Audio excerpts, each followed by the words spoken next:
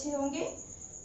Last class में हम लोगों ने बात की थी पुरातात्विक स्रोतों के वर्गीकरण के बारे में। इस वीडियो में हम उसी वर्गीकरण को थोड़ा डिटेल में पढ़ेंगे। तो चलिए ज्यादा टाइम बर्बाद ना करते हुए स्टार्ट करते हैं आज की ये वीडियो। स्टूडेंट, स्टार्ट करते हैं आज की ये वीडियो। लास्ट क्लास में हम लोगों ने पुरातात्विक स्रोत और साहित्यिक स्रोतों और इससे रिलेटेड वर्गीकरण के बारे में बात की थी और आप लोगों को सारी चीजें शॉर्ट में मैंने बताई थी। इस वीडियो में मैं आज की वीडियो में आपको पुरातात्विक स्रोत के बारे में बताऊंगी जो आपका पार्ट 1 है, और इसके बाद इसके पार्ट 2 और 3 में हम साहित्यिक स्रोत और उससे आगे के बारे में बात करेंगे। तो चलिए स्टार्ट करते हैं।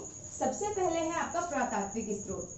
तो पुरातात्विक स्रोत मैंने आपको लास्ट वीडियो में भी बताया था। पुरातात्विक स्रोत उन स्रोतों को कहते हैं जो हमें उत्खनन से प्राप्त हुए हैं। एग्जाम्पल के लिए अभिलेख, सिक्के, मूर्तियां, चित्रकला, इसके अलावा भवन एवं स्मारक, ये सारे जो हैं ये पुरातात्विक स्रोत के अंतर्गत आते हैं जो हमें उत्खनन के दौरान प्राप्त हुए हैं, जिससे हमें किसी पर्टिकुलर समय की सामाजिक, राजनीतिक, आर्थिक और सांस्कृतिक स्थितियों के बारे में जानकारी मिलती है। तो आज हम सबसे पहले बात करते हैं अभिलेखों के बारे में।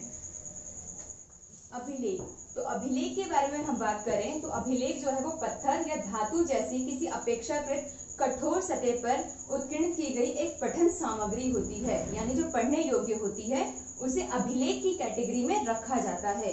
एग्जाम्पल के लिए आपका ताम्रपत्र है, प्रस्तर स्तंभ लेख है, शिलालेख है, ये सारे अभिलेख की कैटेगरी में आते हैं। अगर हम भारत के संदर्भ में बात करें तो भारत के संदर्भ में जो पहला अभिलेख मिला है हमें, वो मिला है बोगासकोई से। कहाँ से मिला है? बोगासकोई से। और इसमें हमें वैदिक देवता मित्र, अरुण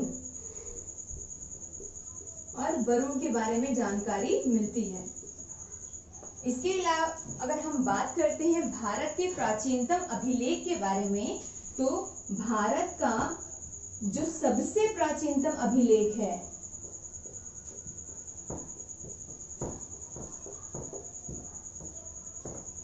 ये अभिलेख हमें मिला है हड़प्पा से। कहां से मिला है? हड़प्पा से, जो कि 2500 ईसा पूर्व का है। परंतु यहाँ पे एक बात ध्यान देने योग्य है कि ये अभिलेख जो है वो अभी तक पढ़ा नहीं जा सका है। अगर हम बात करते हैं कि पढ़ने योग्य अभिलेख भारत के सबसे प्राचीनतम कौन से थे, तो भारत में जो सबसे प्राचीनतम अभिलेख थे जो पढ़ने योग्य थे, जो पढ़े जा चुके हैं, भारत के सबसे प्राचीनतम अभिलेख जो पढ़े जा चुके हैं, जिन्हें पढ़ा जा चुका है, ये हमें मिले हैं अशोक के काल के। ये है अशोककालीन,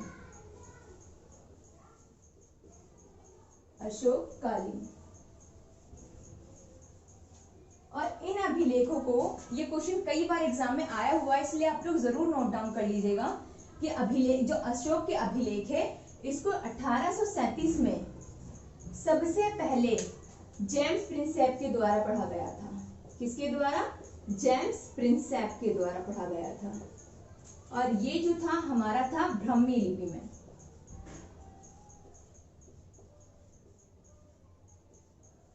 इतना आप लोगों को समझ में आ गया होगा। आप सभी इसका स्क्रीनशॉट भी ले लीजिए और साथ के साथ नोट डाउन भी करते जाइए। इसके बाद हम बात करते हैं अभिलेख के भागों के बारे में कि अभिलेख को कितने भागों में बांटा गया है। अगर हम अभिलेखों के भाग के बारे में बात करते हैं तो अभिलेखों को बेसिकली 2 पार्ट में डिवाइड किया जाता है। पहला है हमारा सरकारी अभिलेख और दूसरा है हमारा निजी अभिलेख। अगर हम सरकारी अभिलेख की बात करते हैं तो सरकारी अभिलेख के अंतर्गत वो सारे अभिलेख आते हैं जो प्राचीन समय में राजा महाराजाओं के द्वारा जारी किए गए थे। तो इसके अंतर्गत आते हैं राजाओं के आदेश, यानी राजाओं के आदेश जो जनता तक अभिलेख के माध्यम से पहुंचाए जाते थे। दूसरा आता है राजकवियों के लेख। राजकवि जो राजाओं के दरबार में कवि होते थे, उनके लेख। इसके अलावा प्रशस्तियां, प्रशस्तियों की बात करें तो इसमें काफी फेमस है एक इलाहाबाद की समुद्रगुप्त की प्रशस्ति, जिसे हम प्रयाग प्रशस्ति भी कहते हैं, जो समुद्रगुप्त के समय की है, जिसमें समुद्रगुप्त के विजयों का उत्थान किया गया है, उसके बारे में बताया गया है, उसका व्याख्यान किया गया है। इसके अलावा इसमें आता है भूमि अनुदान पत्र। भूमि अनुदान पत्र की बात करते हैं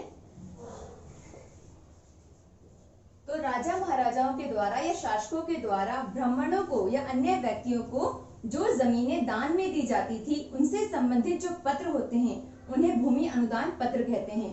तो इस प्रकार के जो अभिलेख थे वो सरकारी अभिलेख के अंतर्गत आते हैं। अगर निजी अभिलेख की बात करते हैं तो आम जीवन में बहुत सारे लोग जो हैं वो अपने विचारों को अभिलेख के माध्यम से या लेख के माध्यम से प्रस्तुत करते हैं। तो उस समय के आप देखोगे जो मंदिर मिले हैं या मंदिर में जो मूर्तियां थी उनके ऊपर बहुत सारे लेख उत्कीर्णित हैं, जिससे हमें उस काल की धार्मिक जीवन के बारे में जानकारी मिलती है, उस समय के सामाजिक जीवन के बारे में जानकारी मिलती है, साथ ही साथ उस समय कौन सी भाषा पॉपुलर थी, कौन सी भाषा प्रसिद्ध थी, कौन सी भाषा बोली जाती थी, उसके बारे में भी जानकारी मिलती है। तो निजी अभिलेख में आप देखोगे कि जो मंदिर है, मंदिर में या मूर्तियों पे जो लेख अभिलेख क्या कहते हैं उत्कीर्णित किए गए थे,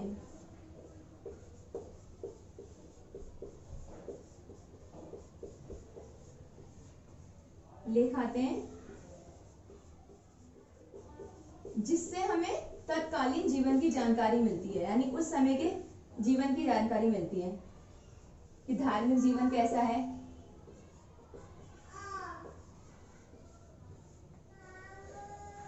धार्मिक सांस्कृतिक जीवन कैसा है,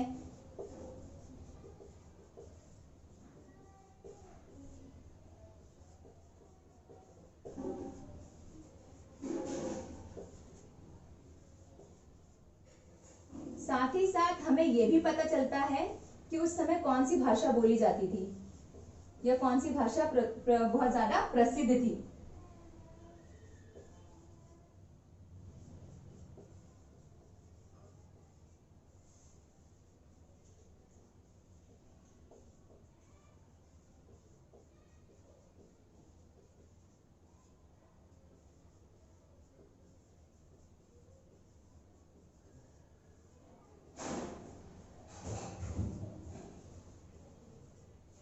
इसे आप सभी नोट डाउन कर लीजिएगा, ये चाहिए तो आप लोग इसका स्क्रीनशॉट भी ले सकते हैं। अब हम महत्वपूर्ण अभिलेखों के बारे में बात करते हैं। वैसे तो बहुत सारे अभिलेख हैं, लेकिन कुछ ऐसे अभिलेख जो हर बार एग्जाम में आते हैं, उनसे कुछ इंपॉर्टेंट क्वेश्चंस बनते हैं, उसको यहाँ पर हम डिस्कस कर लेते हैं। जैसे हमारा पहला है हाथी गुम्फा अभिलेख। अगर हम हाथी गुम्फा अभिलेख के बारे में बात करें तो ये कलिंग राजा खारवेल के समय के बारे में हमें जानकारी देता है, क्योंकि ये उसी के समय काल का है।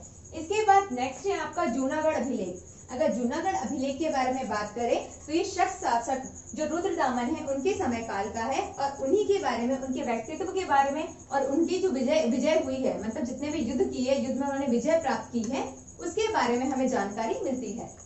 थर्ड है आपका नासिक अभिलेख। अगर नासिक अभिलेख के बारे में बात करें तो ये सातवाहन शासक गौतमी बलश्री के शासनकाल का है, जिसमें हमें गौतमी पुत्र सातकर्णी के बारे में जानकारी मिलती है कि उनकी क्या क्या सैनिक उपलब्धियां रही, धर्म के प्रति उनकी क्या विचारधारा थी। ये सारी जानकारी हमें इस अभिलेख के माध्यम से प्राप्त होती है।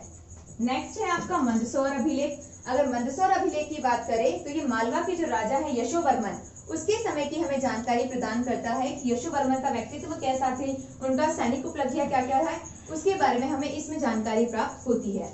नेक्स्ट है आपका ऐहोल अभिलेख। अगर हम ऐहोल अभिलेख के बारे में बात करें तो ये पुलकेशिन सेकंड के समय काल का है, और हमें हर्ष और पुलकेशिन के जो युद्ध हुए थे उसके बारे में जानकारी प्रदान करता है।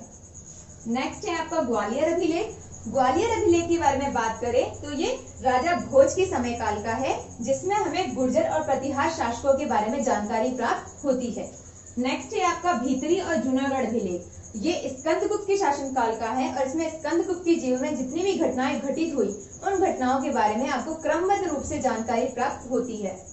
नेक्स्ट है आपका लास्ट देवपाड़ा अभिलेख। अगर देवपाड़ा अभिलेख की बात करें तो ये बंगाल के जो राजा विजय सेन थे उसके शासनकाल की हमें जानकारी मिलती है कि विजय सेन थे उन्होंने कौन कौन सी महत्वपूर्ण उपलब्धियां प्राप्त करी, उनके समय काल में कौन कौन सी घटनाएं हुई जो उनके जीवन से संबंधित है, उन सभी के बारे में जानकारी हमें इस अभिलेख से प्राप्त होती है। तो आई होप कि आप लोगों को अच्छे से समझ में आ गया होगा।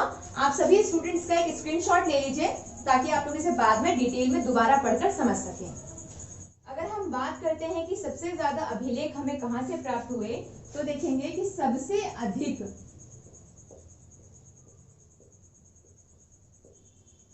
जो अभिलेख है वो हमें प्राप्त होते हैं मैसूर से। सभी बच्चे इसे नोट डाउन जरूर कर लीजिएगा, ये इंपॉर्टेंट पॉइंट है कि सबसे अधिक अभिलेख हमें मैसूर से प्राप्त हुए। अगर हम अभिलेखों की भाषा की बात करते हैं तो अभिलेखों की भाषा, तो स्टार्टिंग में जितने भी हमें अभिलेख प्राप्त होते हैं वो सारे अभिलेख हमें प्राकृतिक भाषा में प्राप्त होते हैं।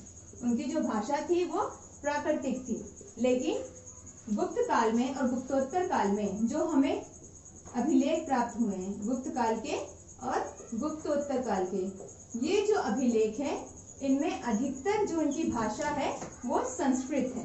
कौन सी भाषा है? संस्कृत है। तो आप देखेंगे कि स्टार्टिंग की जो अभिलेख थे वो प्राकृतिक भाषा में मौजूद थे। उसके बाद ईसा की 3री शताब्दी के बाद की अगर हम बात करते हैं तो जो हमें अभिलेख मिलते हैं वो हमें गुप्त और गुप्तोत्तर काल के संस्कृत भाषा में प्राप्त होते हैं। तो आई होप आप लोगों को ये अच्छे से समझ में आ गया होगा। अगर आप लोगों को अच्छे से समझ में आ गया है तो मेरी इस वीडियो को लाइक और सब्सक्राइब करना बिल्कुल मत भूलिएगा, और आपको लगती है कि आपके लिए यूजफुल है तो अपने फ्रेंड्स के साथ भी जरूर शेयर कीजिएगा।